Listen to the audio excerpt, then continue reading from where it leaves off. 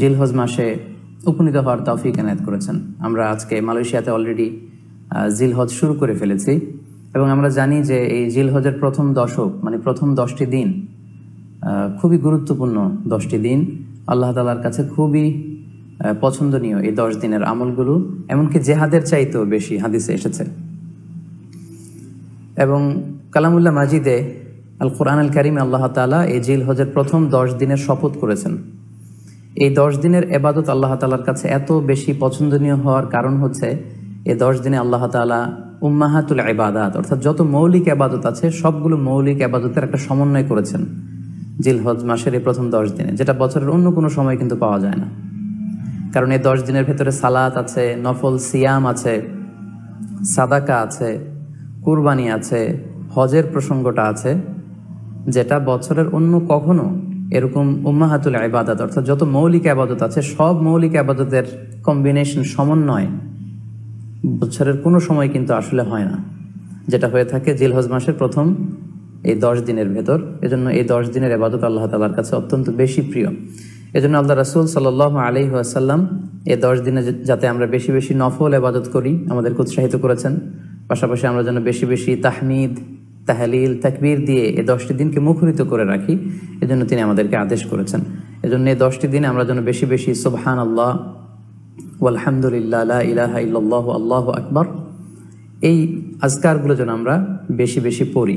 নবীদের একটা গুণ হচ্ছে তারা সব সময় ধৈর্য ধারণ করতেন। পৃথিবীর প্রত্যেকটি নবী ছিলেন অত্যন্ত ধৈর্যশীল। ওনারা বিপদে ধৈর্য ধরতেন, হতাশ হতেন না, হাল ছেড়ে দিতেন না, কাবু হয়ে পড়তেন না, বরং তারা ধৈর্য ধারণ করতেন। এবং কালামুল্লাহ মাজিদের বিভিন্ন সূরাতে আল্লাহ তাআলা আল্লাহ রাসূল সাল্লাল্লাহু আলাইহি সাল্লামকে ধৈর্য ধারণের নির্দেশনা দিয়েছেন। তিনি বলেছেন, ওয়াসবির আলা মা ইয়াকুলুন, হে নবী, মক্কার কুরাইশরা আপনার ব্যাপারে যে সমস্ত মিথ্যা প্রোপাগান্ডা ছড়াচ্ছে, যাই বলুক না কেন আপনি বিচলিত হবেন না নবী, আপনি ধৈর্য ধারণ করুন। ওয়াসবির আলা মা ইয়াকুলুন, ওরা যাই বলুক আপনি কিন্তু ধৈর্য হারা হবেন না, ধৈর্য ধারণ করুন। তাহলে সাইয়েদনা যুলকিফল আলাইহিস সালামের জীবনী থেকে প্রথম শিক্ষাটা পেলাম যে নবীরা হচ্ছে ধৈর্যশীল। সো আমাদেরকেও বিপদে ধৈর্য ধারণ করার অভ্যাসটা গড়ে তুলতে হবে। 2 নম্বর যেই গুণাবলী আমরা ওনার জীবনী থেকে পাই সেটা হচ্ছে আল্লাহ তাআলা বলেছেন যে কুল্লুম মিনাস সালিহিন, তারা প্রত্যেকেই ছিলেন সৎ কর্ম সম্পাদনকারী। পৃথিবীর প্রত্যেকটা নবী কিন্তু ছিলেন সালিহিন, সৎ কর্মপরায়ণ ব্যক্তিত্ব ছিলেন তারা। এবং আল্লাহ তাআলা যত জায়গায় মুমিনদেরকে জান্নাত দান করবেন আল্লাহ তাআলা বলেছেন যে তারা জান্নাত পাবে ওয়াল্লাযিনা আমানু ওয়া আমিলুস সলিহাত। ঈমানের সাথে কিন্তু আল্লাহ তাআলা আমালে সালেহকে যুক্ত করেছেন। শুধু আপনি বিশ্বাস আনলেন আল্লাহ তাআলার উপর, কিন্তু এরপরে কোনো নেক কাজ করলেন না, সৎ কাজ করলেন না, কোনো আমলে সালেহ করলেন না, তাহলে কিন্তু সেই ঈমানের কোনো দাম রইল না। এজন্য আমাদেরকে সৎ কর্মপরায়ণশীল হতে হবে। এটা আমরা সাইয়েদনা যুলকিফল আলাইহিস সালামের জীবনী থেকে পাই। সবশেষে আল্লাহ তাআলা বলেছেন যে তারা হচ্ছে the best people in the world, the best human being এবং চুজেন পার্সোনালিটি আল মুস্তাফাইন আল আখিয়ার কুল্লুম মিনাল আখিয়ার। যে নবীদের কথা তিনি উল্লেখ করেছেন সেখানে যুলকিফল আলাইহিস সালামের নাম উল্লেখ করে তিনি বলেছেন যে তারা হচ্ছে the best people ever in the world. পৃথিবীতে নবীদের চাইতে শ্রেষ্ঠ মানুষ আর হতে পারে না। এবং তারা হচ্ছেন চুজেন বাই আল্লাহ, আল্লাহ তাআলার বাণী গোটা বিশ্বে ছড়িয়ে দেবার জন্য বাণী বাহকের দায়িত্ব নিয়ে তারা পৃথিবীতে এসেছেন এবং ওনার নামই হচ্ছে দায়িত্বশীল। যুলকিফল, আমরা বলেছি যে আল কিফিল শব্দের অর্থ হচ্ছে দায়িত্ব এবং যুলকিফল শব্দের অর্থ হচ্ছে দায়িত্বশীল। তার মানে সব নবীদেরকে কিন্তু আল্লাহ তাআলা রিসালাতের দায়িত্ব দিয়ে এই পৃথিবীতে পাঠিয়েছেন এবং আমরা প্রত্যেকেই আসলে দায়িত্বশীল। আল্লাহ রাসূল সাল্লাল্লাহু আলাইহি ওয়াসাল্লাম বলেছেন যে কুল্লুকুম রাঈন ওয়া কুল্লুকুম মাসউলুন আন রাঈয়াতি, তোমরা প্রত্যেকে দায়িত্বশীল এবং তোমাদের প্রত্যেকের দায়িত্বের ব্যাপারে কিন্তু আল্লাহ তাআলা কিয়ামতের দিন জিজ্ঞেস করবেন। তার মানে সর্বশেষ যে শিক্ষাটা আমরা পেলাম সেটা হচ্ছে নবীরা হচ্ছেন চুজেন, মনোনীত এবং সিলেক্ট করেন সরাসরি আল্লাহ তাআলা, এবং তারা হচ্ছেন the best people, the model. আমরা যদি পৃথিবীতে কাউকে আমাদের মডেল বানাতে চাই, যদি আমরা আমাদের আদর্শ কাউকে বানাতে চাই, অনুকরণীয় ব্যক্তিত্ব হিসেবে কিন্তু আল্লাহ তাআলা নবীদেরকে আমাদের সামনে উপস্থাপন করেছেন। তাই আমরা যেন নবীদের দেখানো পথে চলে আমরা আমাদের জীবনকে, দুনিয়াকে এবং আখিরাতকে যেন সমৃদ্ধ করতে পারি।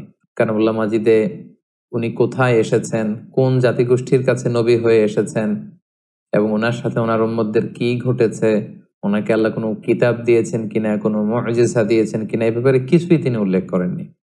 কেবলমাত্র আল্লাহ তাআলা দুটি সূরার দুটি আয়াতে জুলকিফিল আলাইহিস সালামের নামটি কেবলমাত্র দুইবার উল্লেখ করেছেন। যেমন সূরাতুল আম্বিয়ার ৮৬ নম্বর আয়াতে আল্লাহ তাআলা উল্লেখ করছেন, ওয়া ইসমাঈলা ওয়া ইদরিসা ওয়া যাল কিফিল কুল্লুম মিনাস সাবিরিন, অর্থাৎ ইসমাঈল আলাইহিস সালাম, ইদ্রিস আলাইহিস সালাম আর জুলকিফিল আলাইহিস সালাম, আল্লাহ তাআলা বলছেন তারা প্রত্যেকেই ছিলেন সাবিরিন, অর্থাৎ ধৈর্যশীল। এরপর আল্লাহ তাআলা বললেন, ওয়া আদখালনাহুম ফি রাহমাতিনা, আমি তাদের সবাইকে আমার রহমতের বলয়ে, আমার দয়ার বলয়ে আমি তাদেরকে বেষ্টিত করেছি। ইন্নাহুম মিনাস সালিহিন, আর তারা ছিলেন নেককার, সৎকর্ম পরায়ণশীল। তাহলে এই একটি আয়াত আমরা পেলাম। আবার সূরা সদের ৪৮ নম্বর আয়াতে আল্লাহ তাআলা জুলকিফিল আলাইহিস সালামের নামটি আরো একবার উল্লেখ করেছেন। সেখানে আল্লাহ তাআলা বলছেন, ওয়াযকুর ইসমাঈলা ওয়াল ইয়াসা ওয়া যাল কিফিল ওয়া কুল্লুম মিনাল আখিয়ার, অর্থাৎ হে নবী, আপনি আপনার কিতাবে ইসমাঈলের কথা, ইয়াসা একজন নবী ছিলেন তার কথা, এবং জুলকিফিল তাদের কথা আপনি উল্লেখ করুন। ওয়া কুল্লুম মিনাল আখিয়ার, তারা প্রত্যেকে ছিলেন শ্রেষ্ঠ মানবদের অন্তর্ভুক্ত। এই দুটি আয়াত ছাড়া কালামুল্লাহ মাজিদের আর কোনো সূরাতে, কোনো আয়াতে আল্লাহ তাআলা জুলকিফিল আলাইহিস সালামের ব্যাপারে আর কিছুই তিনি উল্লেখ করেননি। তবে ইবনু জারির আত-তাবারি মুজাহিদের সূত্রে তিনি বর্ণনা করেন যে জুলকিফিল আলাইহিস সালামের আগের যে নবী আল ইয়াসা, উনি যখন বার্ধক্যে উপনীত হলেন তখন তিনি তার পরবর্তীতে একজনকে স্থলাভিষিক্ত করতে চাইলেন। এই উদ্দেশ্যে তিনি তার সব সাথীদেরকে একত্রিত করে তিনি জিজ্ঞেস করলেন যে, আমি তোমাদের মধ্যে ৩টি গুণ বিশিষ্ট একজন লোককে চাইব, অর্থাৎ ৩টি গুণ আমি উল্লেখ করব, যার মধ্যে ৩টি গুণই থাকবে তাকে আমি আমার পরে আমার স্থলাভিষিক্ত হিসেবে নির্ধারণ করব। তিনি বললেন যে, তোমাদের মধ্যে কে আছো যে প্রতিনিয়ত সিয়াম পালন করো, সবসময় সিয়াম পালন করো। ২ নম্বর তিনি শর্ত দিলেন যে, তোমাদের মধ্যে এমন কে আছে যে সবসময় প্রতি রাতে তোমরা তাহাজ্জুদের সালাত আদায় করো, এবং তোমাদের মধ্যে কে আছে যে কখনো কোনো অবস্থাতেই রেগে যায় না। তাহলে ১ নম্বর শর্ত হচ্ছে ইয়াসুমুন নাহার, যে দিনের বেলা রোজা রাখে।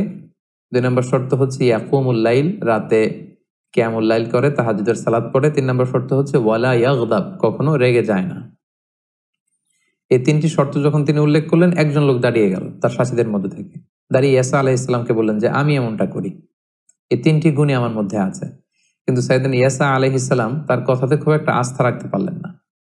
তার পরের দিন সমাবেশে ইয়াসা আলাইহিস সালাম একই কথা বললেন তাদের সাথীদেরকে যে, এই ৩টি গুণ তোমাদের মধ্যে থেকে যার মধ্যে থাকবে আমার পরে সেই হবে আমার স্থলাভিষিক্ত দাওয়াতি কাজে। তিনি আবার উল্লেখ করলেন, কে আছো দিনে রোজা রাখো, রাতে কিয়ামুল লাইল করো, এবং কখনো রেগে যাও না।